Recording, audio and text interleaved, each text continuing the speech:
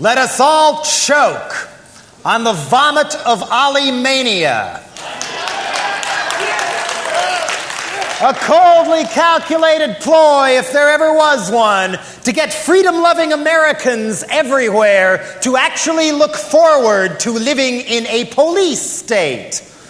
What better way to make a homegrown Yankee-style junta seem kind of cool? It's funny, though. I saw no evidence of this junta mania anywhere till certain big money media organs announced that it was everywhere, almost overnight, as if it was planned. Bumper stickers on redneck Southern California Jeeps. T-shirts on the streets and in chic boutiques of New York City. Ollie for president. He'll get things done. Ollie for president. He'll bring America back its pride. Ollie for president. He'll make the trains run on time. Maybe I just expected too much. Right about the time that whole mask should have been torn off. Right about the time our Constitution's defenders should have finally stood up and just said no, Congress, as usual, chose to castrate itself and cover up and nail the mask on tighter. Make no mistake, this is heavier than Watergate. A drunk Nixon bugging his opponent's offices ain't quite as scary as a colonel making plans for martial law. But this time, it's just shrugged off as patriotic. Business as usual. He looked so dashing in that snappy uniform. A sexy, homespun, no-nonsense Nazi. Andy Griffith with fangs.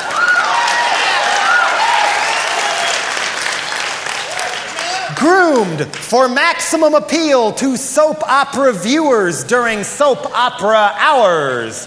Voila! Ollie takes the hill. Here we have a widely suspected drug runner, push-button mass murderer, just sitting there telling us right in our own living rooms on the screen the Constitution is obsolete. The price of freedom is dictatorship. Our laws just don't apply to thugs as cool as he is. And if someday his buddies come along with the stun guns and torture you to death, hey, you died an anti-communist. And people bought it. People bought it. Right here in this room, I mentioned Ollie for president earlier. People go, yay! What is this, Germany 1933? I'm scared, man. I'm scared. I thought we had at least until the year 2000 before a Latin-style police state had a real firm grip on our own country. But now, people really almost seem to be looking forward to it. I'm scared.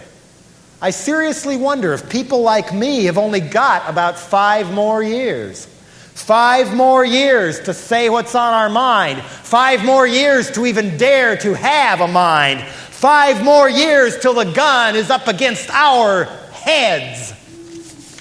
A secret team of Yahoo Yankee renegades from inside and outside the Pentagon and the CIA and their longtime blood brothers, the mob, has been starting wars, sabotaging other people's countries, staging pinpoint assassinations and kidnappings as an outcall service, smuggling in cocaine by the plane load, mountains of heroin back into the United States to finance their own private armies. And they've been doing it for the last 30 years. Private armies, accountable to no one. Has a bloodless coup already gone down? The same names keep turning up again and again. The same names at the Bay of Pigs invasion in Cuba. Dirty deals in Angola, 60,000 tribesmen massacred as a favor to an opium lord in Laos. 100,000 more knocked off amidst the war in Vietnam to make sure that smack flowed smoothly into the waiting veins of GIs getting ready to come home. Drug profits laundered with the help of the CIA through the Bank of Nugan in Australia. Some of these same names turn up in Watergate. Same names in the Shah's torture chambers in Iran. Some of them even turn up in the Kennedy assassination. What can we do? We're told that they're patriots. They're our shining front line, the best example we can hope to offer the world of anti-communists who for some reason always seem to be more comfortable hanging out and making deals with the local gangsters, who we arm to the teeth and train not to fight so-called enemies of freedom, but to wage war on their own populations. National security, my ass. Are they killing all these people and drugging us for us? Hardly. This is all just practice. This is all just rehearsal. Trial and error, experiments in terror to get all the bugs ironed out before they set themselves up for the big one, us. Never before has this secret team gathered such a large and savage army of their own in one place. Dateline Nicaragua. These are not freedom fighters. These are piranhas who kill for pleasure and rape for recreation. A Yankee-trained cutthroat killing machine, 10,000 strong, whose only real loyalty is to the libido of the gun. What happens when that war is over? Where are all these Contras going to go? Honduras sure as hell don't want a swarm of 10,000 bandits looting their whole country for years on end. They can't exactly carry on their pillaging in Nicaragua either. What do you want to bet? That the lion's share of the Contras are going to wind up right here, intact, ready to do business in America. For guess who? The same names keep turning up again and again. Theodore Shackley, Richard Secord, Thomas Kleins. Our media hero Ollie is just a little bit player in this scam. General John Singlob, Frank Carlucci, Edwin Wilson, George Bush. That name keeps turning up too. This so-called wimp factor they've draped on him looks more like a mirage to me, designed to make him look cute, so nobody becomes too alarmed at the prospect of a former CIA director becoming president of the United States. If the secret team's man does become president, you can bet your life people will start to disappear. And if the cops came along one night to drag you away, do you really think any of your neighbors would even care? Do you think your neighbors would care? Half the country wanted Nixon lynched when he tried to pull this off with Watergate, but even people my age don't even remember Watergate anymore.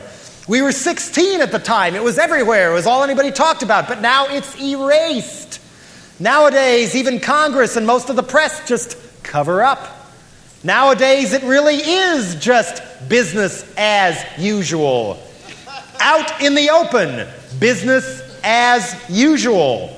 FBI spying on sanctuary and peace groups. Nothing is done. Someone breaks in and photographs lists of refugees they've got in San Francisco, and then these same lists mysteriously turn up in the hands of the same death squads the refugees fled in the first place. Nothing is done. The El Salvador death squads have turned up right here in America, in Los Angeles. According to the LA Weekly, a refugee leader was kidnapped and raped with a broom handle in a van. Well, if you think it's funny, wait till it happens to you, Jack.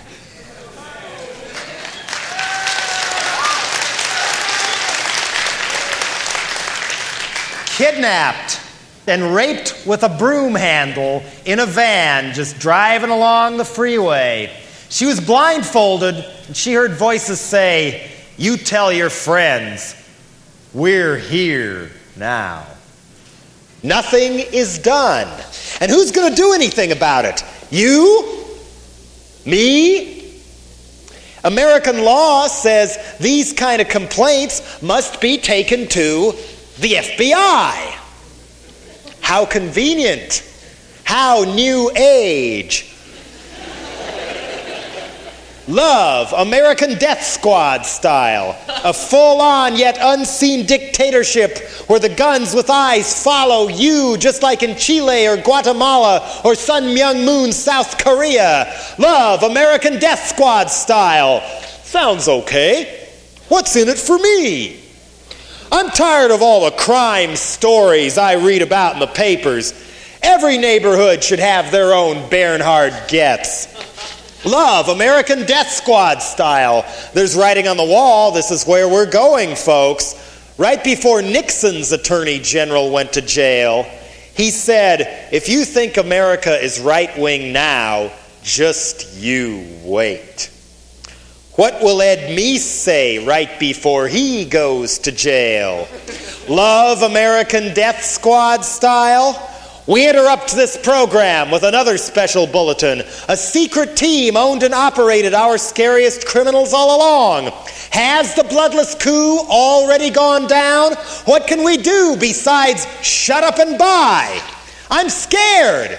I'm scared. I want to be alive. I want to make noise. I want to use my ideas. I want to make more records. What is this, Germany 1933? Why do I feel like there's only 5 more years? Love, American Death Squad style. 5 more years.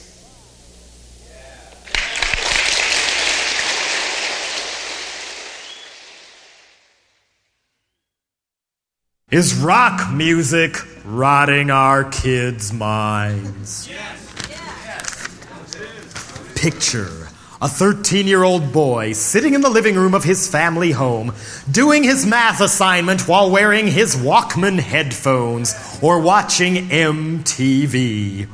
A pubescent child whose body throbs with orgasmic rhythms, whose feelings are made articulate in hymns to the joys of onanism or the killing of parents, whose ambition is to win fame and wealth in imitating the drag queen who makes the music.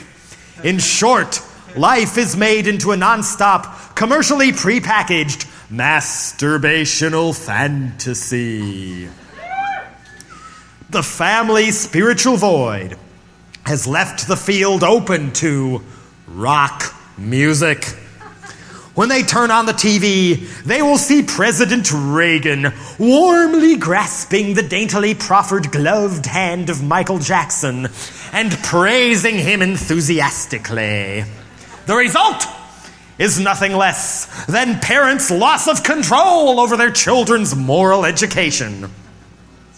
This has been achieved by an alliance between the strange young males who have the gift of divining the mob's emergent wishes and the record company executives, the new robber barons who mine gold out of rock.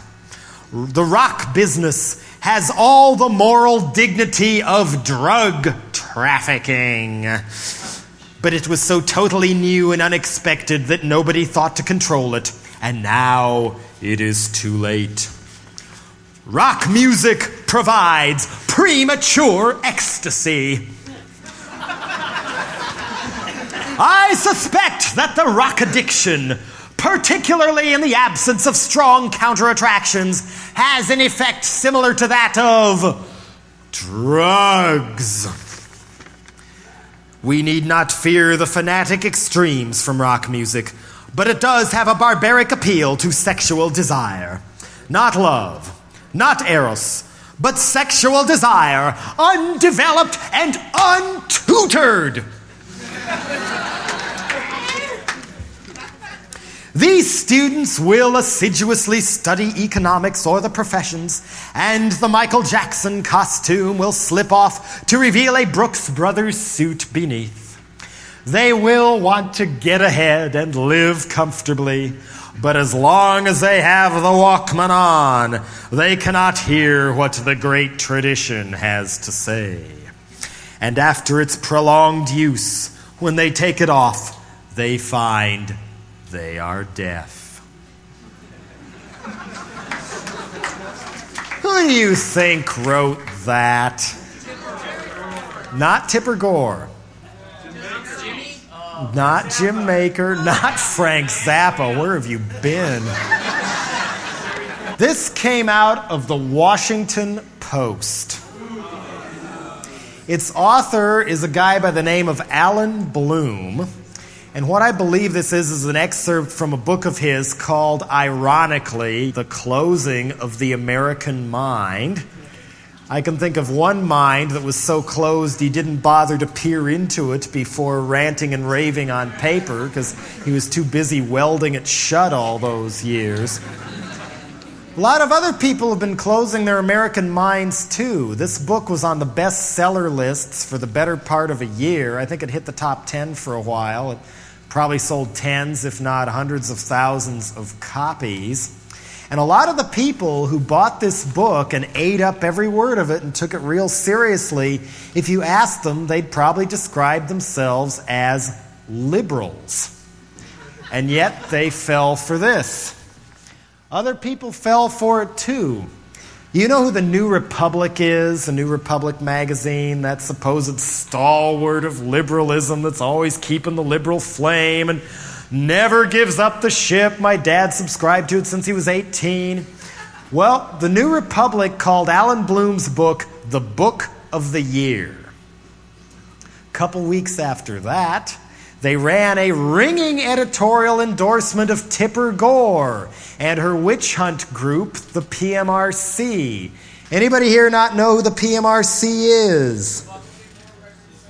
Parents Music Resource Center, the group formed by a bunch of wealthy Washington wives, senators' wives, Reagan cabinet wives, party throwers for a living or whatever. They were the ones who staged those Senate committee hearings on how rock music causes everything that goes wrong with your kids and all that. Of course, Tipper Gore's husband, Albert Gore, was then endorsed 2 weeks later by the New Republic for president. And he wasn't the only PMRC husband who ran in the last election. Mrs. Jack Kemp is PMRC. No surprise there, I suppose. And Mrs. Paul Simon was PMRC. Michael Dukakis came out in favor of censoring records in a Village Voice interview where he said, yeah, he thought ratings needed to be put on records because some of them were pornographic. Needless to say, he couldn't offer a single example. The one who came out the hardest against rock music in the same Village Voice article was none other than Jesse Jackson, who called rock music a form of child abuse. The evidence he cited was the one concert he'd ever been to where he took his daughter to see a band he referred to as the Funkadelics. And supposedly one of the Funkadelics urged the audience to light up joints. And so naturally, in the mind of Jesse Jackson, this meant all rock music was child abuse. I mean, for all the good things he said, people forget that there was more than one reactionary preacher running for president the last time around. And before that, Jesse Jackson had been attacking rock music earlier in the mid-1970s.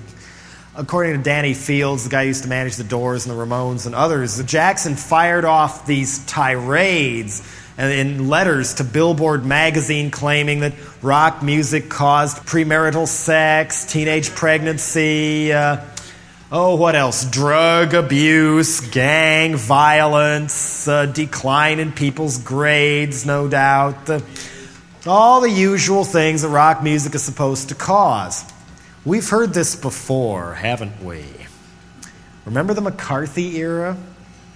You all know what the McCarthy era was? Senator Joe McCarthy back in the 50s and his sidekick Richard Nixon stirring up this Red Scare where people got paranoid all over the country of communists everywhere. Communists in their universities, communists in the film industry. A lot of people lost their jobs. Thousands of people lost their jobs because somebody else fingered them for being a communist. Even Charlie Chaplin was run out of this country for 15 years or more because somebody fingered him as being a communist. Ronald Reagan used to inform on a lot of people for being suspected communists at that time. Slowly but surely, the McCarthy era and the Red Scare began to peter out by the mid-1950s as Senator Joe was drinking himself to death and Nixon and Checkers were safely in the vice president's mansion or whatever. But by then, a new threat had burst upon the American mainstream. What does the American family fear more, even than drugs or terrorists? Birth control. Teenagers!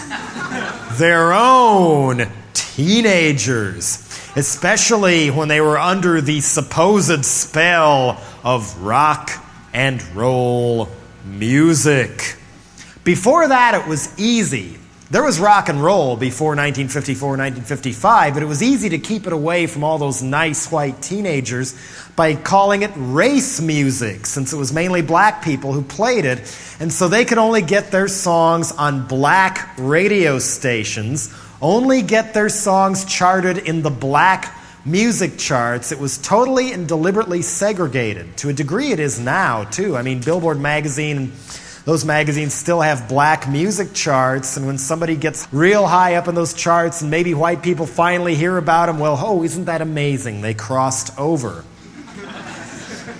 Back then, it was so segregated that the only way to hear a Little Richard song on a commercial pop station was to hear the Pat Boone cover version. Yeah. I mean, even when MTV started, it was all white. It was run by a guy named Bob Pittman, who now produces the Morton Downey Jr. show. And he told the San Francisco papers, quote, "We don't want to cater to fringe groups." Meaning the color of someone's skin makes them a fringe group and they can't be on MTV, at least not until CBS threatened to pull Boy George and a lot of their other popular videos unless they played a Michael Jackson video. And finally, the color line was broken at MTV, barely. But in the 50s, it was worse. But sooner or later, well, eventually, it began to affect the white teenagers anyway. Sure enough, Elvis Presley, Gene Vincent, Eddie Cochran, Ronnie Hawkins, they were playing that jungle Negro music. And the flyers began to go up around the country.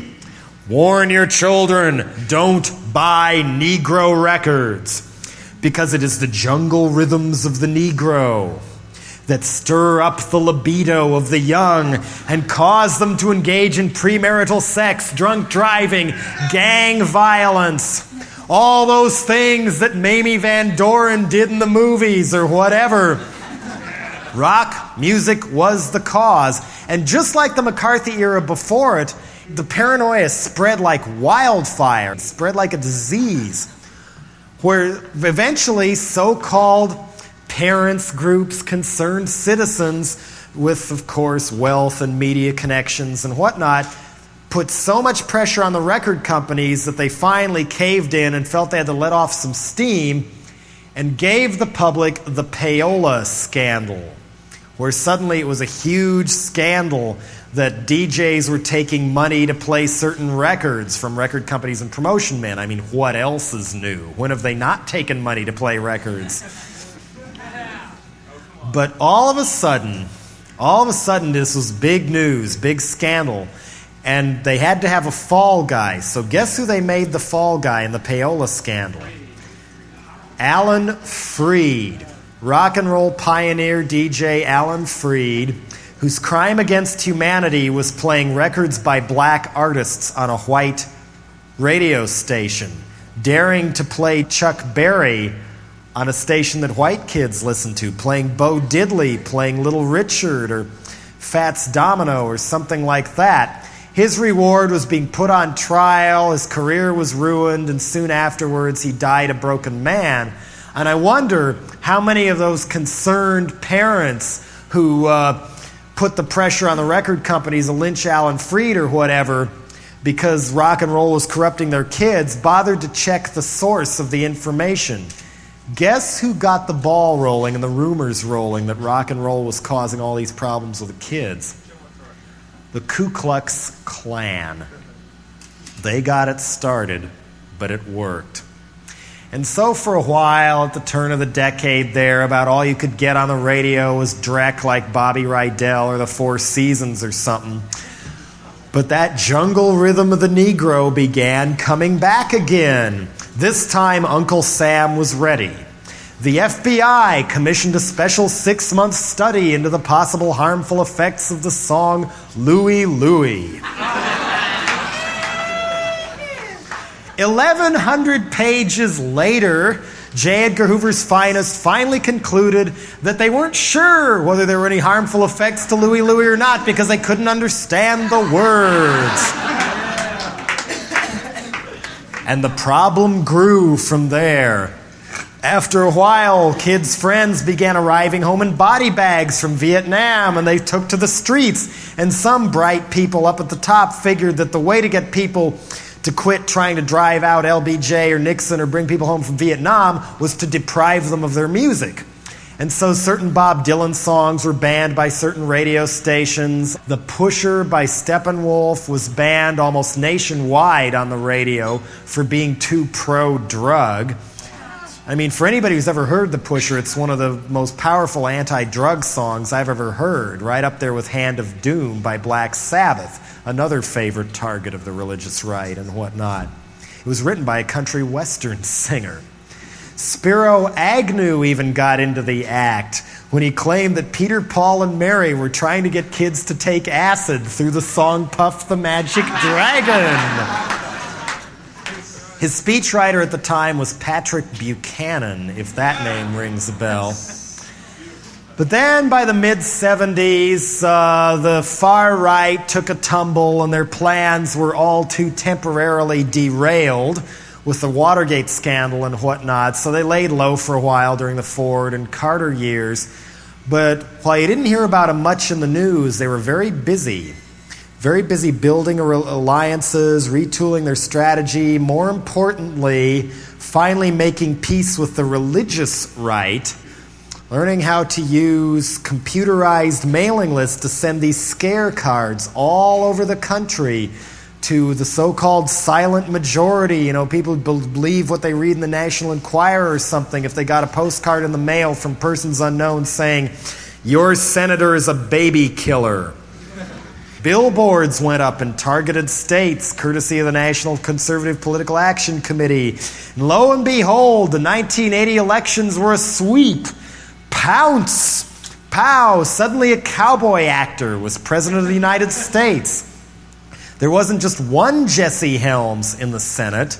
There were 10 or 15. One of the senators who got in on one of those New Right smear campaigns was none other than a young guy named Dan Quayle, who incidentally, if you're worried about fundamentalist Christians and government, get ready for this one. Marilyn Quayle, his wife, has been reported by the New York Daily News, among others, to be a follower of a far right-wing fanatic guru by the name of Colonel Robert B. Team, described as considerably to the right of Jerry Falwell, that he often wears his Air Force uniform while preaching about the imminent coming of Armageddon in nuclear war. And his tapes are supposed to be heard throughout the Quayle household, and both Dan and Marilyn's parents are supposedly followers of Colonel Team. And if that's not enough, Mrs. Secretary of State, you know, James Baker, the guy who's going to be Secretary of State, Susan Baker is the co-founder with Tipper Gore of the PMRC. She is also a born-again Christian and a liaison directly with the religious right. She's told the New York Times that, quote, "I am God's instrument," unquote. And the purpose of her life is to, quote, "live out the gospel," unquote. And she wants to decide what the rest of us get to listen to. Anyway, when this first came in, sure enough, the same sort of politicization of government agencies, you know, the use and abuse of power for people's own personal and political gain that got Nixon thrown out for Watergate, happened all over again. The FBI began investigating and breaking into the offices of people who were opposed to the U.S. policy in Central America. And Reagan administration decided that all that talk of theirs about the free market and deregulation and all that magic of the marketplace did not apply to what you can hear on the radio.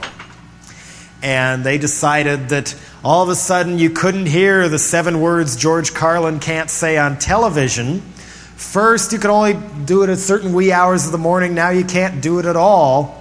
And they said they were aiming at people like shock jock Howard Stern, the New York DJ, who, sure enough, they knocked him out of syndication. But guess who they really threw the book at? KPFK in Los Angeles, a community-owned muckraking news station, an alternative station, the kind of station that through their Pacific News Network would report things like arms for hostages and cocaine, courtesy of people like Ollie North, long before the regular press would touch it. That was who they threw the book at. KPFK had to go through $100,000 in legal bills before they finally got the case thrown out. And they were so intimidated by the charge that now to this day they're scared to air a lot of the programming they had planned. They canceled a reading of Allen Ginsberg's Howl poem, which was found innocent of obscenity during, I think, either the McCarthy era or right after it. They even canceled an airing of some of Nixon's Watergate tapes because Tricky Dick uttered too many nasty words for Ed Meese and his friends at the FCC. And what got KPFK popped was daring to broadcast a play on how to avoid catching AIDS at 2 o'clock in the morning when a fundamentalist minister just happened to be tuning in, waiting. Also, the Reagan administration found a novel new interpretation of the McCarran-Walter Act, which was passed under pressure during the Joe McCarthy era. This one was meant to politicize the customs procedures, the Immigration and Naturalization Service, where they decided that now no foreign band or musician can come play here unless they can prove artistic merit and commercial viability to Ed Meese's friends.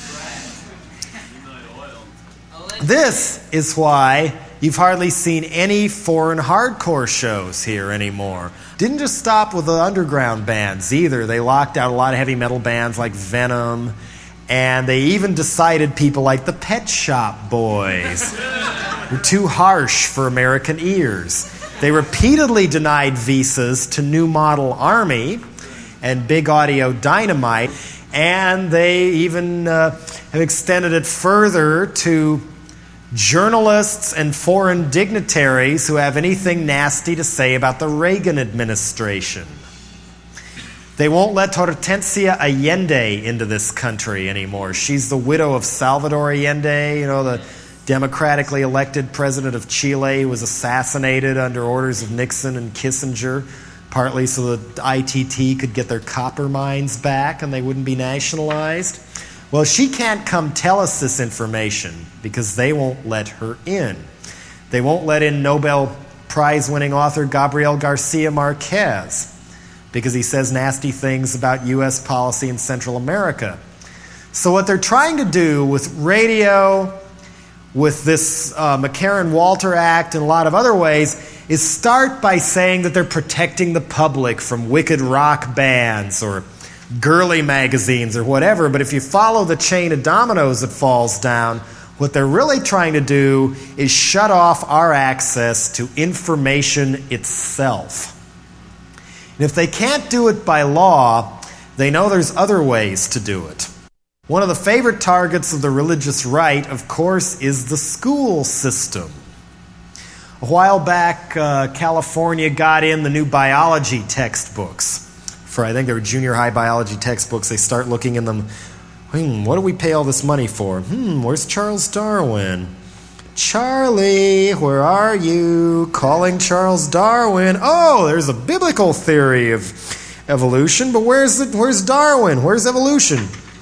He wasn't there anymore. Thankfully, the California schools sent the books back to the factory in Dallas, saying this is too much dumbing down even for our school system. but I wonder how many other school districts did the same. And most of America's textbooks for the public schools are made in Dallas, Texas, which is also the home of Mel and Norma Gabler, who not only are opposed to evolution in the schools, they don't even like math books. Mel Gabler has been quoted as saying something to the effect of, that math books have to go because they teach a child that there are no absolutes. And as soon as a kid hears there are no absolutes, sooner or later, he turns to crime and drugs. Now, how did a crackpot like that get so much power they could knock Darwin out of the California schools? They have an unlimited budget coming to them from Jerry Falwell. They use other guerrilla tactics, too. In Tennessee, right down the road from where they had the Scopes monkey trial, where a guy was put on trial for teaching evolution in the public schools. You'd think that battle would be won by now, right? Not anymore. A group of self-styled humble folks, humble concerned parents about their children, filed a lawsuit in a dirt-poor rural school district without much of a tax base, saying that the taxpayers' money should go to finance a special separate curriculum, especially for their kids, so that their kids wouldn't be exposed to things like the Wizard of Oz or Huckleberry Finn. You know, real occult things like that. I mean, a school principal in Omaha apparently even burned National Geographics for being satanic around the same time. And one of the ringleaders, Vicky Frost, waddled up to the stand, plopped herself down, and sobbed on the witness stand for all to see about how her daughter would never be a feminist, and that capitalism is ordained by God. And any mention of the Catholic Church could leave my child confused. About time, right? Well, Vicky Frost won. And right after that, it happened again in Alabama, this time statewide. A federal judge, W. Brevard Hand, ruled that over 80 of their textbooks had to go, throw them out, burn them, or whatever, because they violated separation of church and state by not promoting fundamentalist Christian doctrine enough.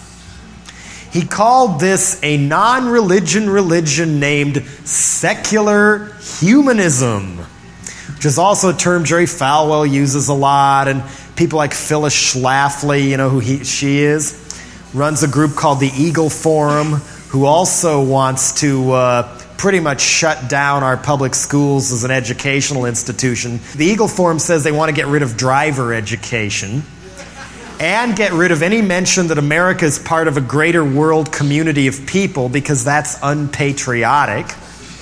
Later on, finally, the ruling in Tennessee was shot down by the Supreme Court, and a court of appeals in Atlanta threw out Judge Hand's ruling. But what's going to happen in 2 or 3 years when somebody else, financed by people like the Eagle Forum or whatever, do a suit like that and take it to the Bush Supreme Court?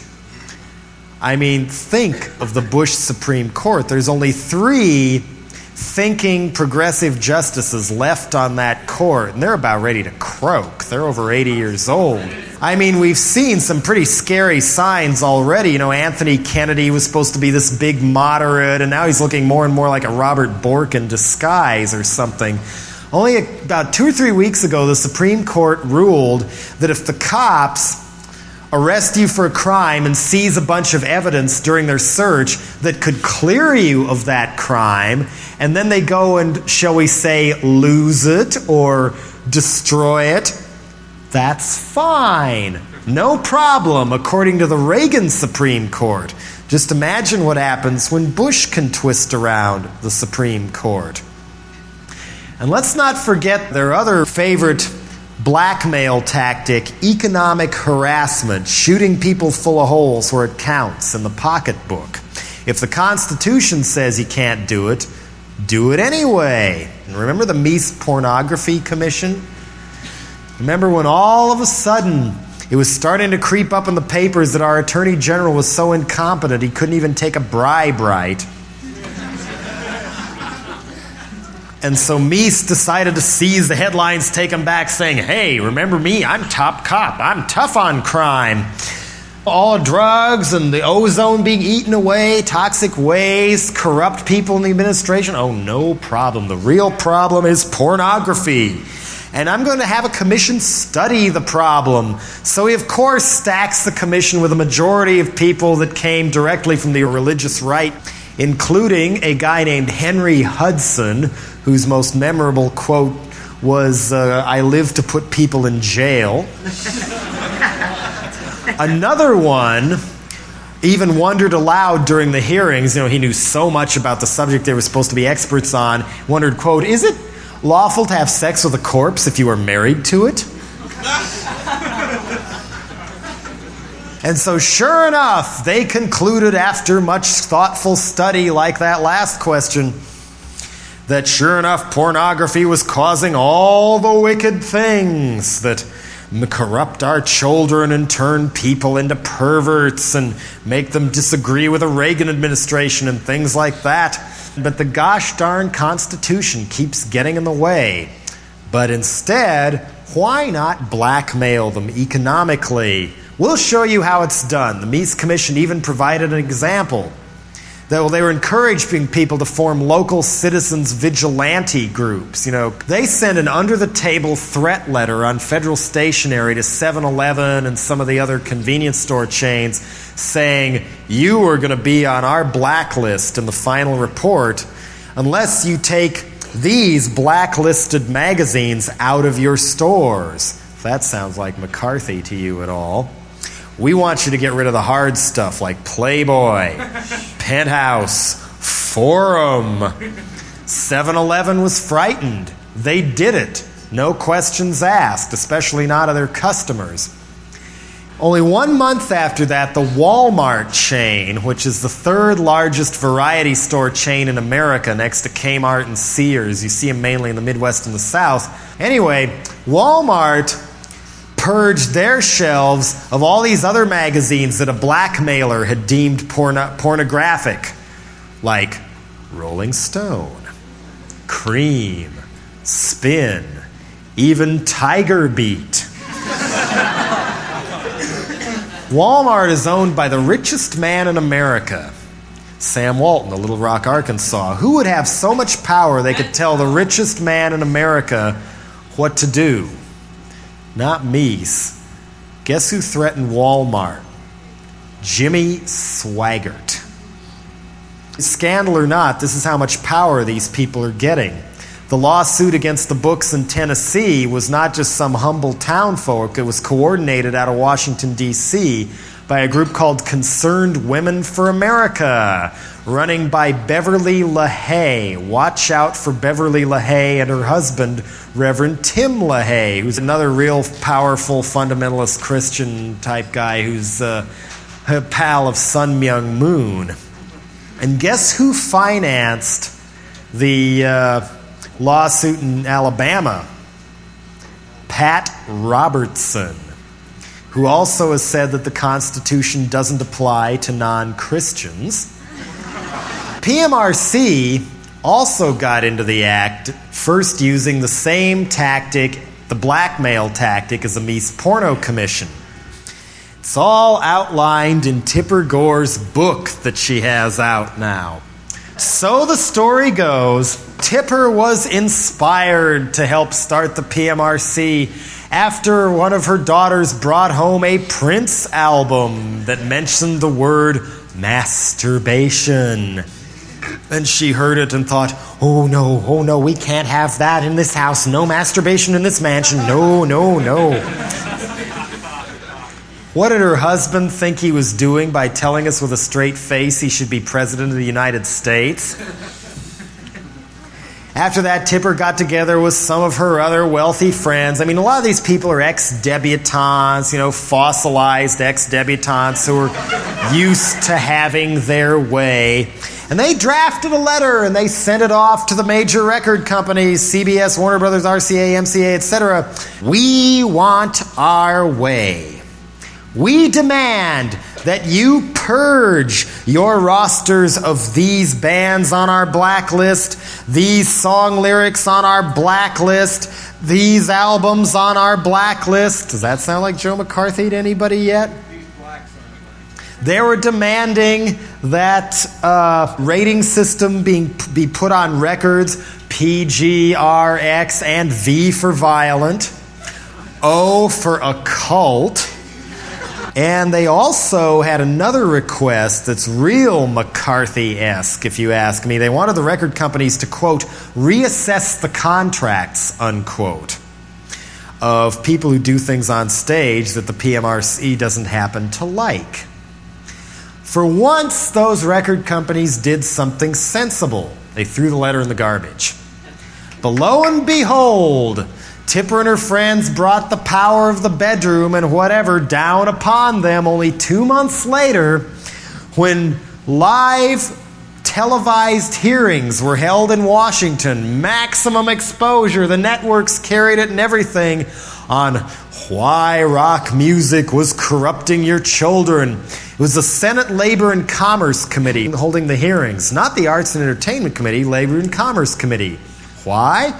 Well, maybe it was because 5 of the wives' husbands were on that committee, including Senator Albert Gore Jr. And what a coincidence. First up as an expert witness was Gore's wife, Tipper Gore, and Susan Baker and a couple more of their ringleaders, Pam Hauer and Sally Nevius. They read off this list of demands they were making, reassessment of contracts, the rating system, and whatnot. And then they introduced their expert on rock music, a former musician, they said. Didn't say what kind of music, former musician. Guy came up by the name of Jeff Ling, who said, yes, rock music causes all the things that Jesse Jackson and the Ku Klux Klan say it does. And that AC/DC were devil worshippers because they painted little horns on themselves on one of their records, and Ozzy Osbourne got people to kill themselves. It was the music's fault. It was all the music's fault. What Jeff Ling neglected to tell the committee or the press was his credentials, his qualifications for being a rock music expert. He was actually Reverend Jeff Ling, a fundamentalist preacher from Manassas, Virginia. And yet the PMRC denies all connection with the religious right, in spite of Susan Baker's remarks, in spite of the O for occult rating, in spite of Tipper Gore's book praising Jeff Ling page after page for being such a great expert on rock music. Weirder still was that the record companies agreed to play footsie with the PMRC after these hearings. They agreed to censor their records with a warning sticker, not the rating system, but a so-called compromise where they'd put this little black hand or scarlet letter on the record saying, explicit lyrics, parental advisory. Now, some would say that's not just censorship. Tipper Gore says it's just advising parents which records are unsuitable for their poor, sheltered children. We don't want those records to warp our kids' minds. That's our job. Think about this. Records start piling up in the return bins at CBS or Warner Brothers or something. They start saying, hey, this is costing us money. You're just not going to be able to make records like that anymore. Sorry. Anyway, the record companies wouldn't let anybody come testify against these all these accusations made by Reverend Ling, and other people were saying Walkman headphones turn your brain to jelly or something like that. But finally, a few musicians went against the wishes of their record company and testified against Tipper and her friends anyway. Frank Zappa testified against the PMRC.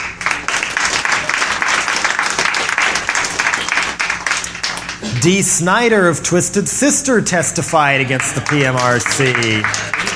John Denver testified against the PMRC. Even Donny Osmond came out against the PMRC on Nightline. So some of these journalists who'd been hoodwinked by Tipper and Jeff Ling in this carefully orchestrated sham began asking themselves, and even asking some of the people involved, hey, wait a minute, Mrs. Gore, if even John Denver is implying you have your head up your ass, don't you have your head up your ass? And guess what Tipper Gore's response was? This is someone who calls herself a liberal and a feminist repeatedly, modern yuppie liberal feminist. She said, oh, he's not the old John Denver. Have you seen his new video? He has his shirt off. Ooh, Tipper, ooh. Well, you remember what they were saying about reassessment of contracts? By the record companies reassessing the contracts? Well, guess whose contract was reassessed after he testified against the PMRC at the Senate hearings? John Denver was dropped by RCA Records. John Denver, of all people, who'd sold tens, if not hundreds of millions of records for RCA, and all of a sudden he's out in the cold. Even my grandmother likes John Denver. Never thought I'd see the day when I sympathize with John Denver. But what's really scary about this is John Denver's last album that he was allowed to make had songs on it attacking the arms race. And RCA is now owned by General Electric, one of the world's largest arms manufacturers, who specialize in nuclear arms and nuclear power. And this means General Electric also owns and has control of an RCA subsidiary, NBC News. Watch NBC News with this in mind. See how they cover nuclear accidents, defense industry corruption, whether or not we really need $1 billion bomber that crashes when it hits a bird or something like that.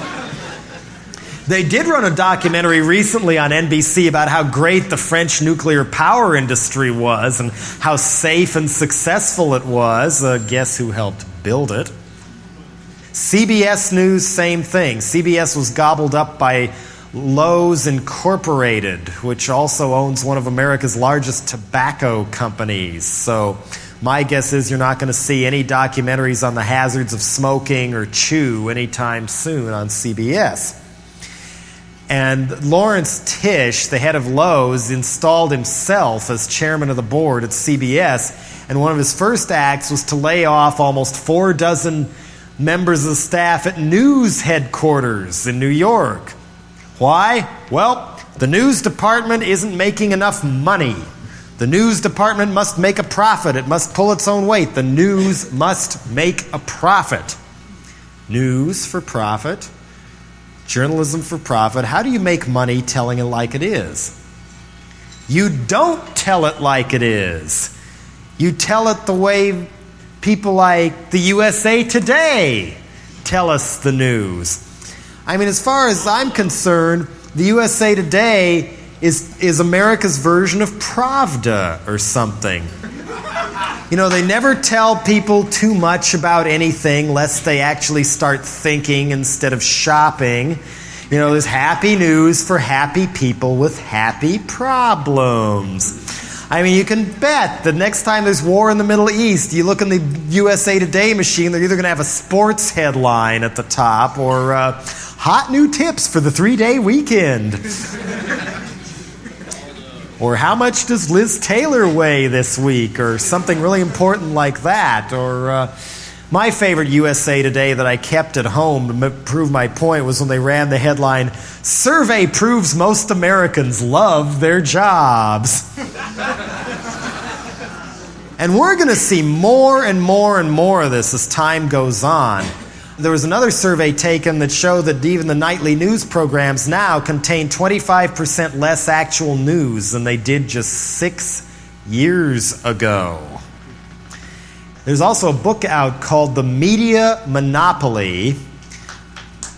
Oh, you've read that, seen that. Okay, it's written by a guy named Ben, I hope I pronounced his name right, Bajikian. Bagdickian, something like that. His first volume that came out in 81 sounded the alarm that 80% of all our media, that's books, textbooks, movies, newspapers, TV, records, you name it, was in the hands of only 45 corporations. Now it's in the hands of only 29 corporations. He predicts that by the mid-1990s, we may be down to as little as 6 global corporations feeding us the news as they see fit. Suddenly, the rainforest is going to grow back. Suddenly, the Diablo nuclear power plant built on the earthquake fault is going to be perfectly safe. Suddenly, Ronald Reagan will appear to be 35 years old in all his pictures again. Just you wait.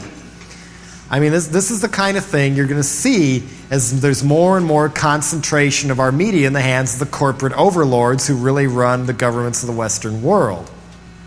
And yet, people like Tipper Gore say, oh, we're just concerned about the little children. We mean no harm. We couldn't possibly hurt anybody or anything. I found out how wrong that was. Starting April 15th, 1986. April 15th, 1986. Tax Day. And what a tax day it was. I was up in the attic part of this flat I used to rent. I used to go up the stairs and sleep up there and everything. And I heard this tromping up the stairs. Who could that be? Dun, dun, dun, dun. We're police officers. Dun, dun, dun, dun, dun. What are you doing in my house? Dun, dun, dun, dun, dun, dun, dun, dun. You are under suspicion of trafficking in harmful matter. Harmful matter? What's that? Can you imagine any matter more harmful than finding a cop in your bedroom?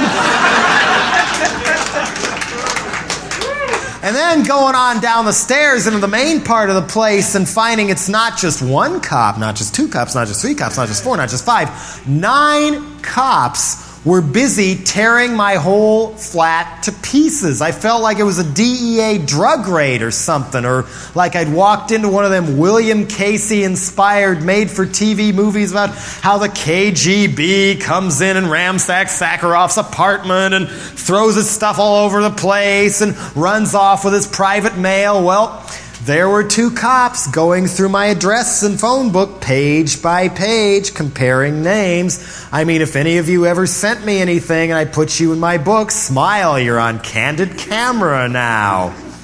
Since it wasn't just San Francisco cops who were tearing my house to pieces, 3 of the 9 cops were from Los Angeles. I mean, I don't think I have to tell you, they're one of the most violent police forces in America, if not the world. And I was asking, well, what is this harmful matter? Come on, what is this? If you kept me under surveillance half as good as I know you can, you'll know there ain't no drugs in my place. And you'll know there ain't no guns or Uzis under the bed, contrary to Governor George Deukmejian's report about how punk is a gang phenomenon.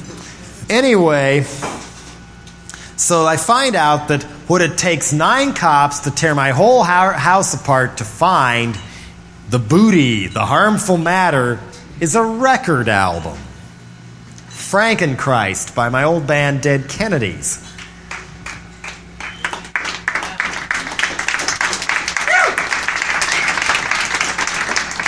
And inside that record album was a painting by Swiss surrealist master H.R. Giger.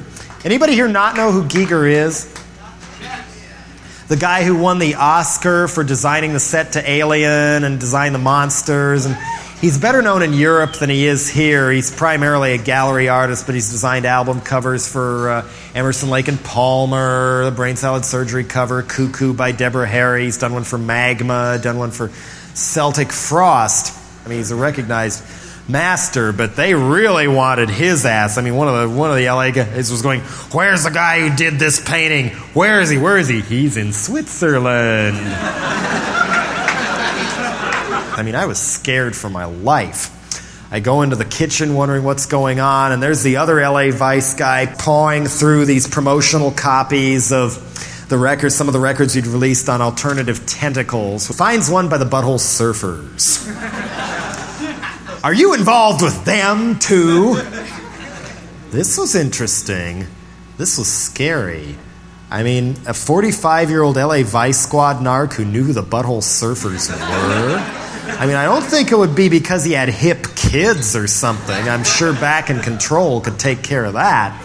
Or could it be some of these cops have been stalking our whole underground scene for a long, long time? So I'm whisked back into the other part of the house where they're going through my mail and going through the address book, and really scared by this time. I mean, I hear the drawers opening and shutting upstairs, not knowing whether they're putting drugs in my clothes or planting a gun there so they say they shot me or self-defense or something like that. I'm plopped down in a chair with nothing but a bathrobe on. Two LA cops are circling around me like sharks. There's one really big, mean one, the meanest one, this Robert Mitchum lookalike, this Robert Mitchum wannabe. You'll get about a year. Somebody shut this guy up so I don't have to listen to him. While the other one is playing good cop, saying, do you like being in a band? Do you make a lot of money? You know, trying to coax information out of me, like who owns the car outside, who owns the building, things like that. Then in comes one of the San Francisco Vice narcs. He's got his Elliot Ness trench coat on and his pinstripes, the whole deal. Kind of an alarmed look on his face, though. He comes in. What are all those pictures of missing milk carton kids doing on your kitchen wall? Do you know where they are?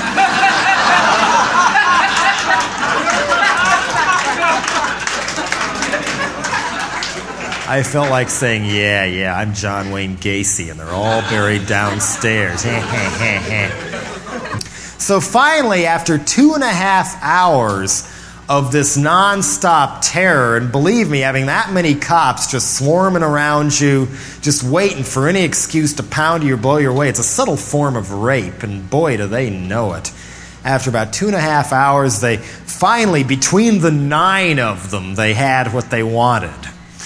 3 copies of the Frankenchrist album, 3 extra Giger posters, my private mail, and business ledgers, which they took and then didn't send back later, not even Xeroxes as required by law. And by that time, they'd also raided the alternative tentacles and Mordam Records, a little warehouse office space we had, and a couple of the cops were holding up DOA t-shirts showing themselves off, and one of them found the 4x6 chrome slide of the Giger painting we'd gotten from his agent in Switzerland. All right, we got it. This is the smoking gun. We've got it. We've got him now. Forgot to take it with him.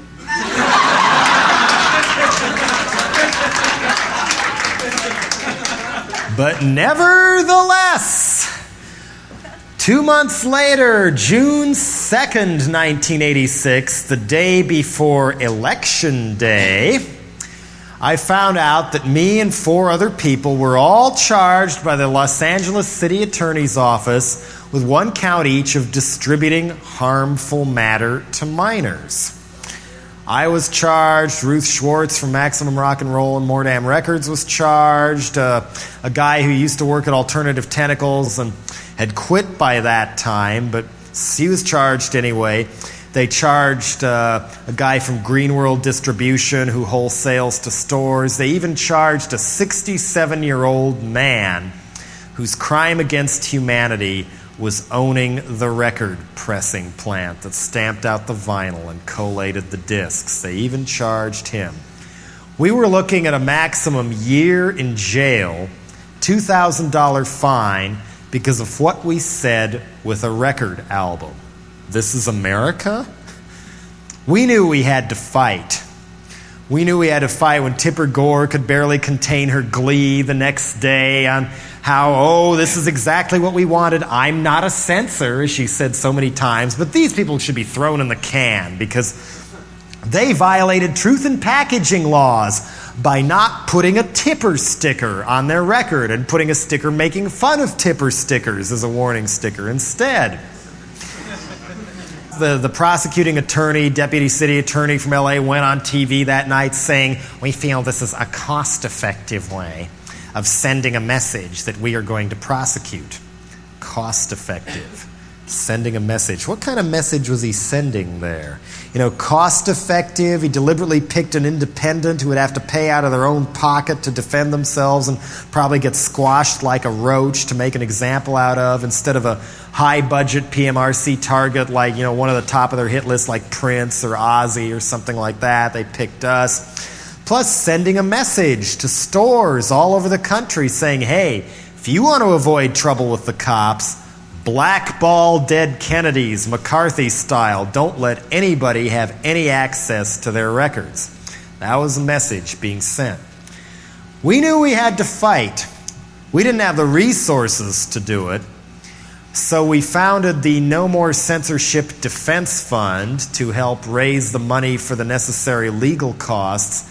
Little did we know when we decided to defend ourselves and that we were feeling that we were innocent of any crime, that would wind up taking a year and a half out of our lives, wind up costing over $80,000 just to fight a $2,000 fine and a year in jail. So finally, in August 1987, we finally went to trial in Los Angeles, almost a year and a half after the initial police raid. Finally, the grand finale.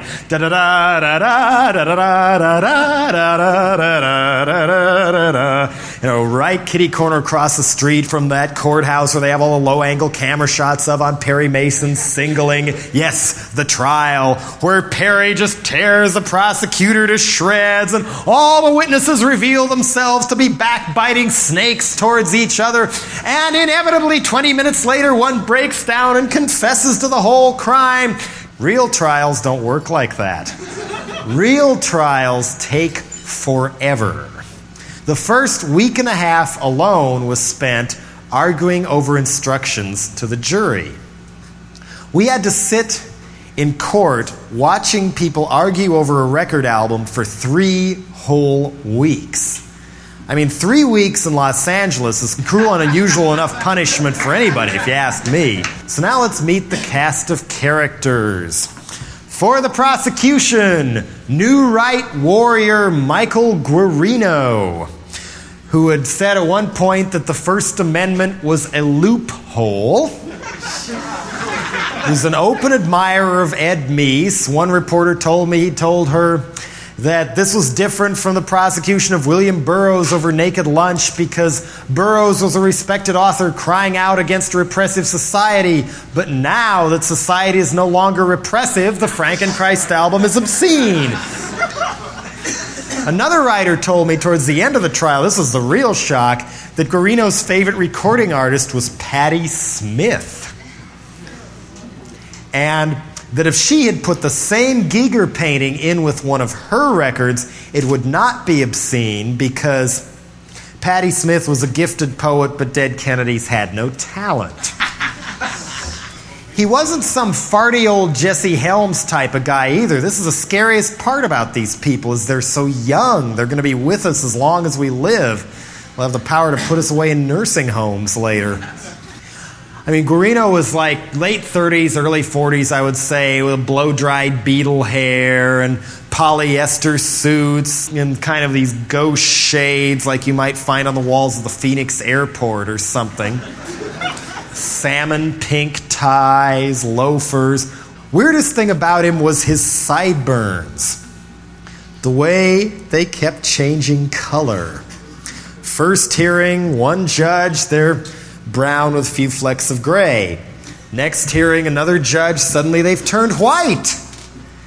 Next hearing, another judge for the trial, brown with flecks of gray again. Very interesting. My lawyer's name was Phil Schneerson. He was a noted criminal attorney in the San Francisco Bay Area who'd made a fairly lucrative living over the years doing criminal law, but felt that he could do this one for expenses and, as he put it, give something back to the profession. And he was real sick of people picking on the First Amendment and wanted to do something about it since he was in that position. I mean, later on, if you decide when you get real career conscious, you want to make a lot of money and have the garage and the 2.3 children, at least try to remember this, that you can make a comfortable living and devote some time to the public interest as well. So that was what Phil was doing. And each of the 5 defendants had to have their own separate criminal lawyer, because under American legal etiquette, you can't have one lawyer defending 2 people who each say the other did it. Wouldn't work that way.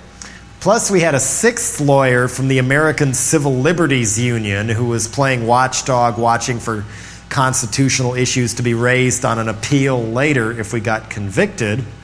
The ACLU doesn't get the kind of money that people like Jimmy Swaggart or the PMRC get. They're a publicly funded organization that needs your help, who specialize in constitutional law. Lawyers are like doctors now. You've got your constitutional law, entertainment law, probate law, business law, criminal law, sports law, all different kinds. They don't really keep track of how the other ones work, so we had to have all these specialists, and that's why we needed 6 lawyers. So for the first week and a half, all 6 of them went at each other, arguing over instructions to the jury. You'd think that would be real simple. It was only about a 3-sentence law on the books, Section 313.1 of the California State Penal Code, distributing harmful matter to minors. Matter is determined to be harmful if it is deemed obscene as to minors by the average adult Californian using contemporary community standards. In other words, be average and contemporary or be busted. And plus, the prosecutor had to prove that it appealed to the prurient interest. One of my favorite words, the prurient interest. You know, that means if you look at something and you want to beat off to it, that appeals to your prurient interest, and that's illegal. That's verboten. I mean, for any of you who've actually seen that Giger painting, did that make you want to beat off? I mean, I can't imagine anybody being sexually aroused by that painting unless they were like a cop or an LA city attorney or something like that.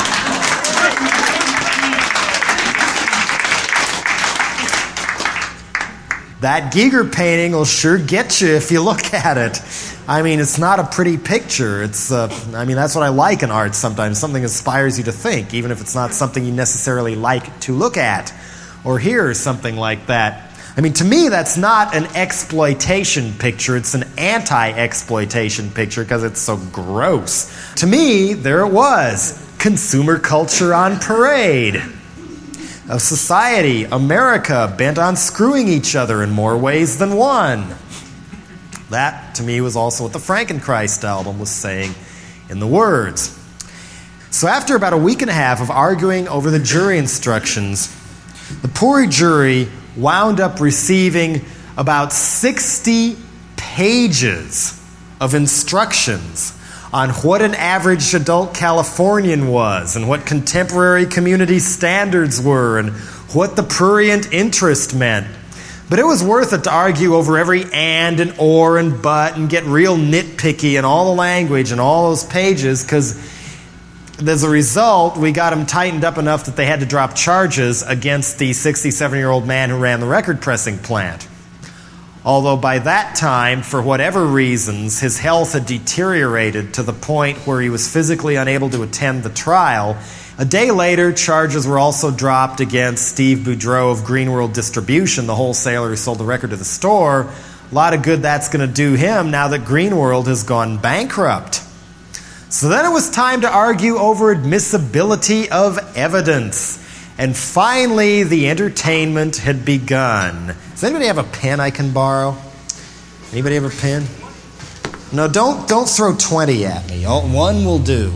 I can't imitate Michael Guarino properly without a pen open and cocked between the index and middle finger, always kind of poking at you, right at eye level when he talks to you, kind of like a little claw or something, poking at you with his pen. And the smoking gun Guarino thought he had to get admitted into evidence was this handwritten list I'd been keeping of the different records we'd put out on Alternative Tentacles, title, artist, serial number. With the serial numbers, we had them Virus 1, Virus 2, Virus 3, etc. Now, one would think, Your Honor, that it would be important to show the jury how these people deliberately disseminate material they know is offensive to the public taste, with bands with names like the Crucifix and the Butthole Surfers, and look at these titles: Plastic Surgery Disasters, War on 45, Nazi Punks Off. And then there was one title where he was so moral he wasn't going to say it aloud in court. Never mind, he used every four-letter word in the book with his assistant at the trial, who, just my luck, was Officer Friendly, the same Robert Mitchum wannabe who'd scared the living daylights out of me during the raid. I got to sit a few feet away from him for 3 weeks. Never mind that he used foul language with Officer Friendly when the judge was out of the room, or more importantly, when the press was out of the room. Keep in mind, this is a guy who was so moral, he was going to save America's children from wicked Giger paintings and rock records by circulating airbrushed photos of himself to the local media. Anyway, he brings the virus list up to the judge like a kid bringing a paper to the teacher or something. Judge looks at it. Everybody except Guarino is kind of snickering by now as he takes the list back. Even the cop is starting to laugh a little bit, and Phil Schneerson finally asks, "Well, what's the problem? Is that song a little too close to home? Too drunk to fuck?"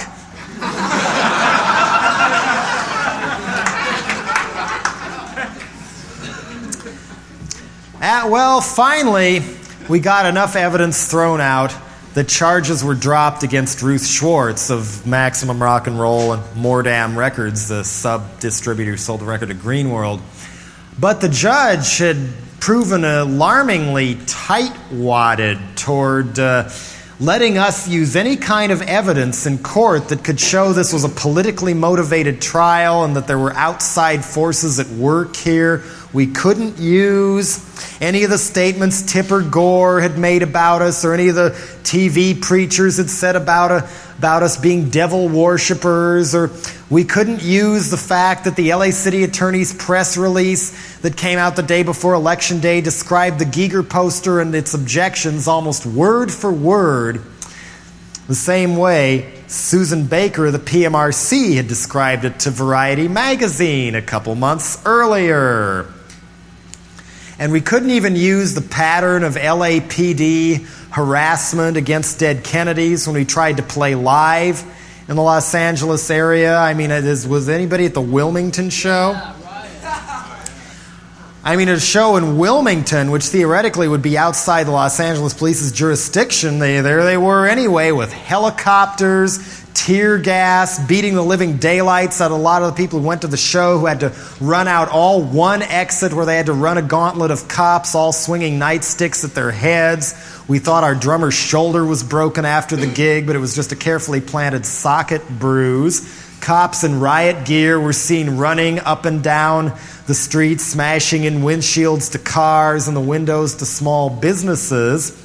They claim they all rushed down after getting a phoned-in complaint, yet Ray, our old guitar player, knew a woman who worked in a local hospital there who had told him that an LAPD official had been there at 4:30 in the afternoon saying, "You better have some extra people in your emergency ward tonight, there's going to be some casualties." We couldn't bring any of this into court. Then, finally, they bring in a prospective jury. If anybody's been called to jury duty, you know how excruciatingly boring this can be, where they'll bring in like a group of 25 people, or in our case, 50 prospective jurors, draw 12 names out of a lottery, put them in the jury box, 2 more in the alternate jurors' chairs to In case one juror gets sick, they have one of the alternates step in, and they start asking him all kinds of questions. Are you married? How many kids do you have? Where do you live? Have your kids had any run-ins with the police? Or what do you think about this? What do you think about that? Goes on forever, asking him more and more questions, trying to figure out whether they're going to show any bias for or against the prosecution or defense. And you know how they say they want you tried by a random selection of your peers? Well, we got a pretty widespread selection of our peers. The first two people actually knew a bit about music, a bit about punk rock even. Well, they'd both heard of Dead Kennedys. One of them, I think, had seen Black Flag and even mentioned the Germs. On the other hand, a couple chairs down, there was an older woman. Phil Schneerson was questioning her, well, do you ever listen to any music? Well, I play the organ, but not in church.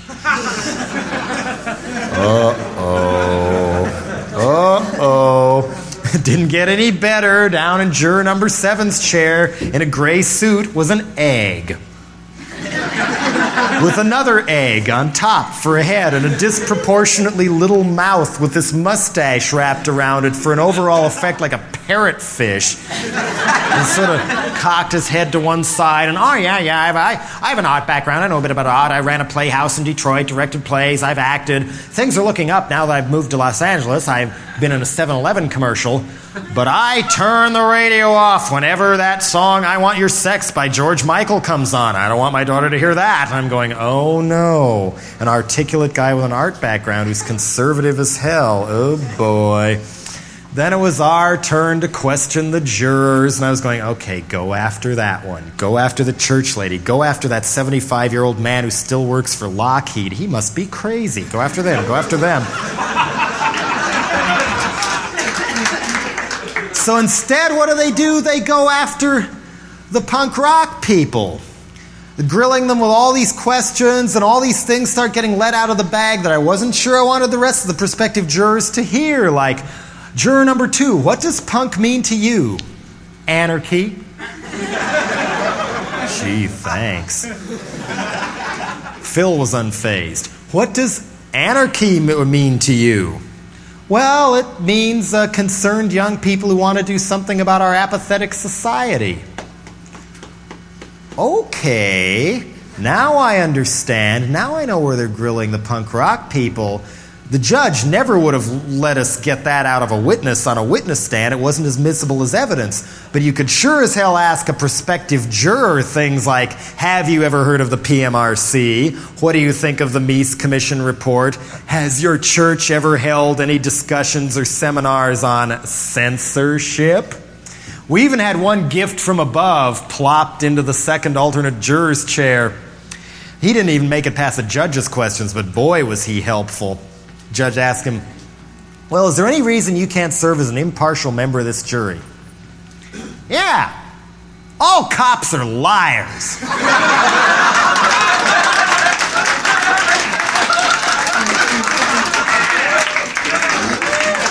And why do you believe this to be true, sir? Well, I was put on trial in this courthouse once, and the cop lied on the witness stand, and I was convicted, and then he told me afterwards, well, that's the way the game's played. Judge, out! But all the rest of the prospective jurors heard that. So then it was time to start getting rid of the jurors. The prosecutor will kick one off, we'll kick one off. Nobody has to cite a reason. They just kick out the ones that they don't want on the jury. And then every time somebody new gets drawn out and plopped in one of the jurors' chairs and asked all those questions, it can go on for weeks. And so the prosecutor is supposed to go first, and Guarino says, prosecution's satisfied with the jury. What? I don't get it. Okay, guys, never mind. I don't understand why they're doing that. Kick off the church lady. Kick off 7-Eleven. Kick off that one. She gives me the creeps, man. Get rid of them all, man. They all give me the creeps. They're saying, no, don't you understand what he's doing? He's trying to pass every time he can, so we use our allotment of 10 jurors we can kick off before he does, so he can put anybody he wants on at the end. But we can solve that. Okay, defense is satisfied with the jury too. Ha-ha. So the mixed bag was in the jury box, and finally, after over 2.5 weeks, it was time to call the first witness. The one Guarino so melodramatically referred to as the victim, the little girl. And she didn't look like a little girl to me. She was 16, looked maybe 19. She got up and sat in kind of a pantyhurst monotone, talked about how she'd bought the record at a chain store, the warehouse store in the Northridge shopping mall, and brought it home. And then her mom testified how for some reason they opened their little brother's Christmas present before Christmas, and for some reason reached in and went straight for the Giger poster. And then for some reason, instead of taking it back from the store and getting another record, they sent it to the state attorney general's office, who then sent it back to the LA City Attorney's Office. Merry Christmas! Have you noticed there's a missing link in the chain here? They didn't charge the record store. I mean, Guarino justified this to the press, saying, well, they were cooperative and took dead Kennedys off the shelves. Remember sending a message? You remember Joe McCarthy and people like that sending a message? Well, it looks like the record store took that message pretty well. They were part of the Warehouse chain, the largest retail chain in California. They didn't just ban Frankenchrist from the one store in the Northridge shopping mall. They banned every record we've ever made from all their stores permanently. Anyway, we also discovered something else interesting, that our case was only one of about half a dozen designed to bend the law. Kind of like Robert Bork style, bend the law so that anybody, anywhere in the distribution chain, could be prosecuted for obscenity to the full extent of the law. Up until now, the Supreme Court has only upheld hands-on distributors. The people at the cash register who sell Hustler to a 17-year-old, or somebody in a southern town who shows a blue movie or something like that. They can get convicted, but the way they want to set it up now, anybody who gets within sniffing distance can get convicted. There's even one case still pending, I believe, against a movie called Backside to the Future that the LA District Attorney, Ira Reiner, is prosecuting, where they've charged all the actors, all the actresses, the director, the producer, a modeling agent, and even a guy who only loaned out his house for one day of the whole shooting schedule to be used as a set. They're all charged under a felony obscenity statute, which means if any of them are convicted, it's a mandatory 3-year sentence in the California State Pen.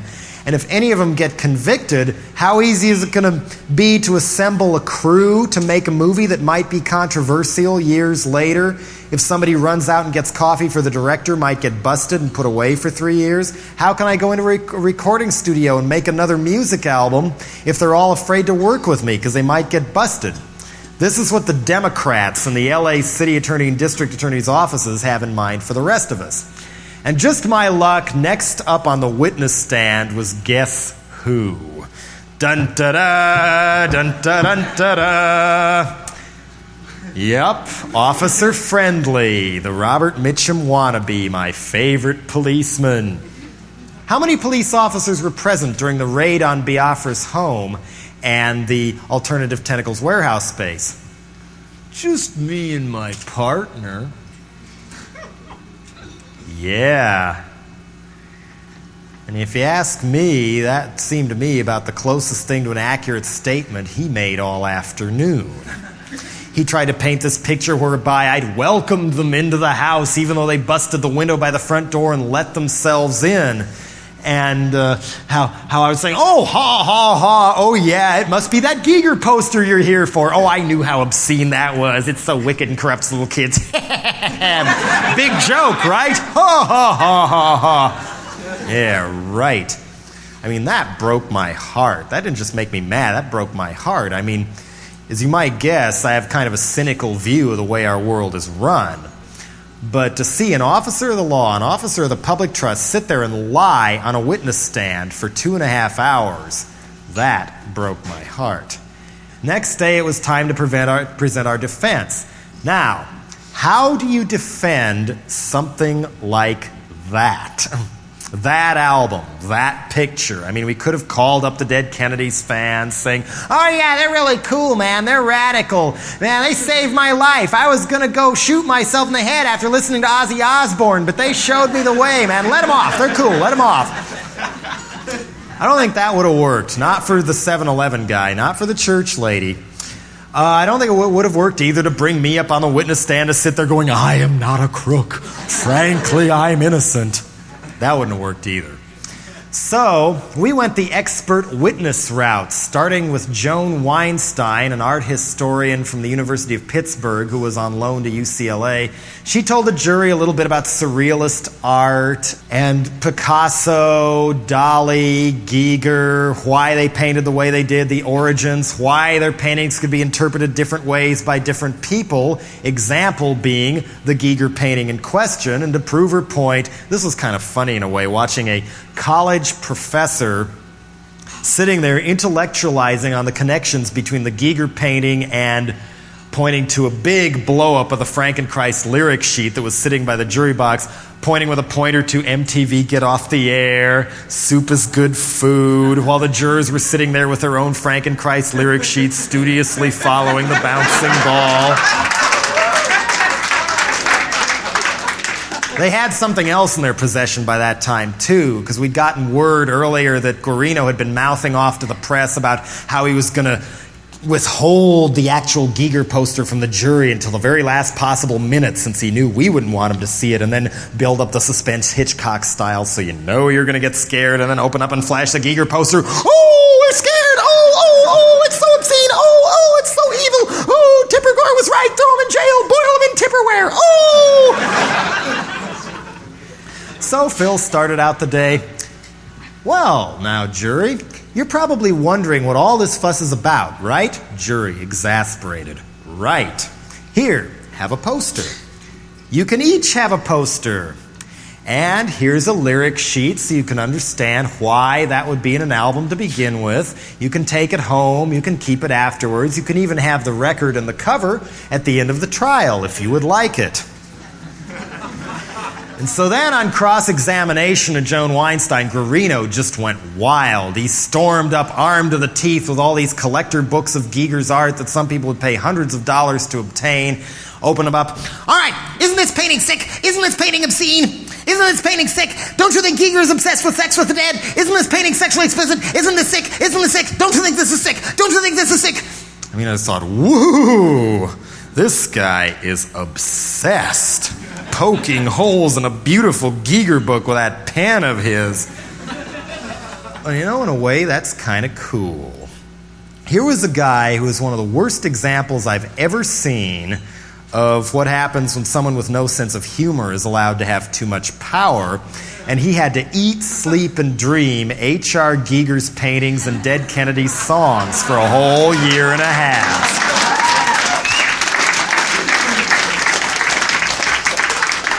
Next witness didn't fare much better. Next up was Greil Marcus, the rock writer and historian. Guarino tried to throw him off, saying a rock writer couldn't talk about art. Tried to throw Joan Weinstein off because an art expert couldn't possibly talk about music, but the judge ruled against him, so he was huffing and puffing, getting madder and madder, starting to turn red at this point. He brings the Giger poster up to Greil Marcus. He'd been playing this game with Greil where he was saying things like, all right, if you say blah, blah, blah, blah, blah, doesn't that mean blah, blah, blah, blah, blah? No, I didn't even say that. I said blah, blah, blah, blah, blah, blah, blah. Greil Marcus was cool as a cucumber. He'd been in that hot seat before. So finally, Guarino shoves the Giger poster in his face. All right, don't you think this poster is 100% sexually explicit? No. All right, then. You go over this poster inch by inch, and you tell me what percentage is sexually explicit and what percentage is not sexually explicit. We'd had enough. We were all ready to go, objection, Your Honor. We'd been holding our tongue about the objections because we didn't want the jury to think we were trying to hide something or that we were too whiny, or we wanted them to see as much of the Guarino we knew as possible, but that one we couldn't let go. And finally, Gary Mandenack reaches around, and he was Ruth Schwartz's attorney who stayed on to help Phil with my defense that, Phil, don't object yet, don't object yet. Look at the jury box, look at the church lady, look at the church lady.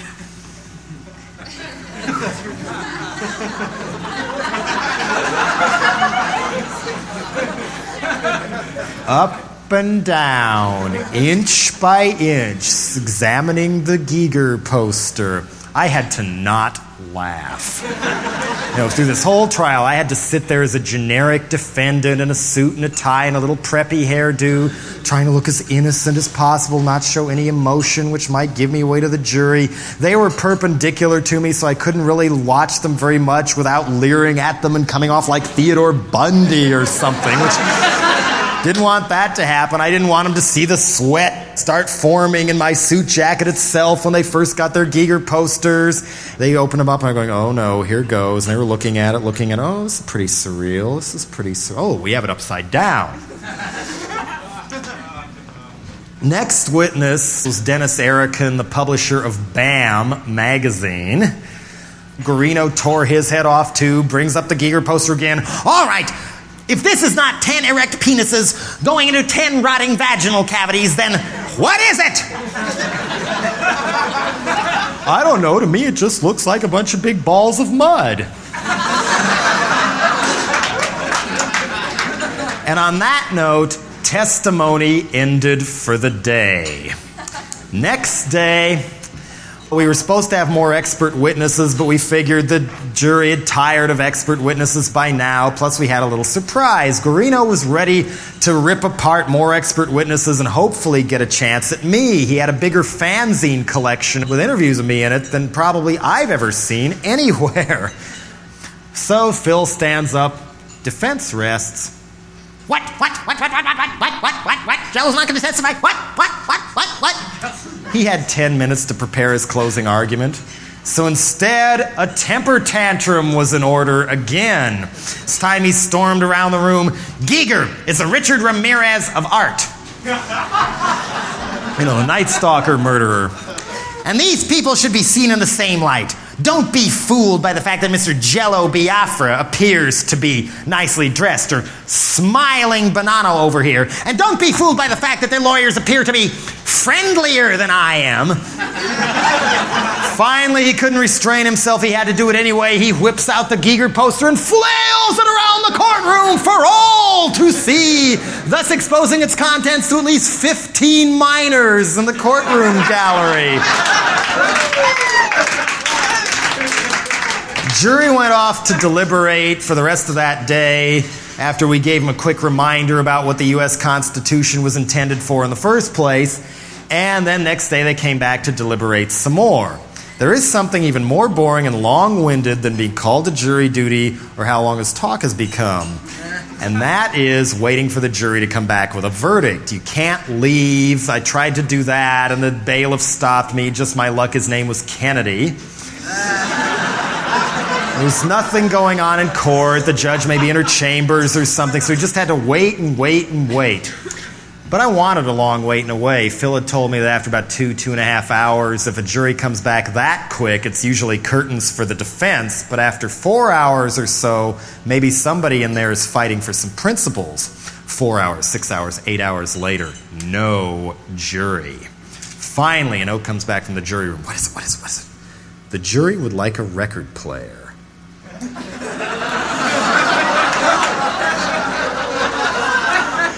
Oh no. What have I done? I knew this was going to hang me in the end. Why did I crank the guitars that loud in the mix?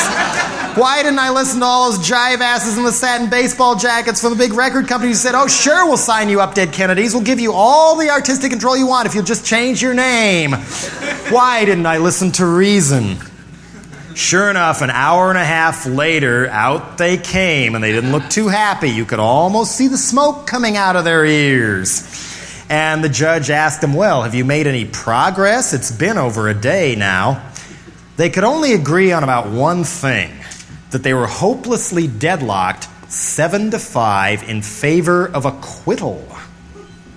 But that doesn't get you off the hook in an American criminal trial. The jury has to agree unanimously, guilty or not guilty. But if they get deadlocked like that, it's called a hung jury, where a judge declares a mistrial, and the prosecutor can refile and drag you through the whole thing all over again. Guarino, of course, filed a motion for a new trial. He could hardly wait.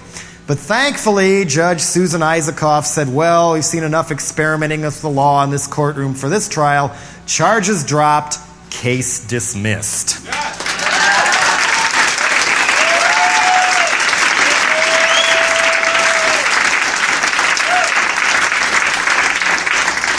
But did we win? No. Did we win? Well, yes, battle but not the war. The war is getting worse by the day. Watch for what the religious right tries to do to your schools. Watch for them trying to shut down cool record stores or cool college radio stations. And as Frank Zappa puts it, don't let them govern by telling people what they don't like. Go out and tell them what you do like. Support these people. At the very least, why give the PMRC sponsors your money? There's more I'd go into, but we're out of time. Thanks for coming. Thanks to Bogarts for letting us go this long. Pleasant dreams.